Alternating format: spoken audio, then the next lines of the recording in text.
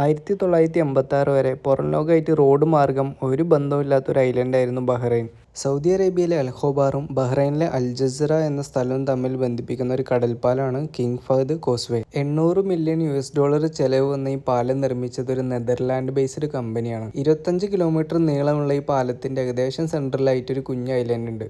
അവിടെയാണ് ഇമിഗ്രേഷൻ ഓഫീസൊക്കെ വരുന്നത്. ഈ ബ്രിഡ്ജ് കാണാൻ പോകുന്നവർക്കും വിസ ഇല്ലാത്തവർക്കും ഏകദേശം ആ ഒരു ഐലൻഡ് വരെയാണ് എൻട്രി ഉള്ളത്. ഈ ഐലൻഡ് 2 ഭാഗമായിട്ടാണ് തിരിച്ചിട്ടുള്ളത്. ഒരു സൈഡ് ബഹ്റൈനും ഒരു സൈഡ് സൗദി അറേബ്യക്കുമാണ്.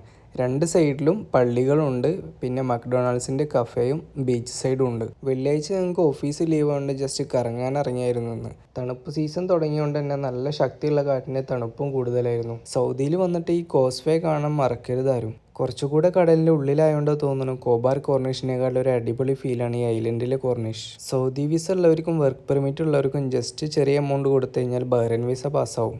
അതും മുൻകൂട്ടി എടുക്കേണ്ട ആവശ്യമില്ല, ഓൺ അറൈവിൽ തന്നെ നമുക്ക് വിസ കിട്ടും. പ്രത്യേകം ശ്രദ്ധിക്കേണ്ട, വിസ മാത്രം പോരാ, സൗദീൻ്റെ റീ എൻട്രി കൂടെ വേണം. മൾട്ടിപ്പിൾ റീ എൻട്രി ഉണ്ടെന്നുണ്ടെങ്കിൽ ഡെയിലി നമുക്ക് എത്ര തവണ വേണമെങ്കിലും പോയി വരാൻ പറ്റും. അപ്പോൾ ഇതൊക്കെ തന്നെയാണ് നമ്മളെ ബഹ്റൈൻ ബ്രിഡ്ജിൻ്റെ വിശേഷങ്ങൾ. അടുത്ത വീഡിയോയിട്ട് നാളെ.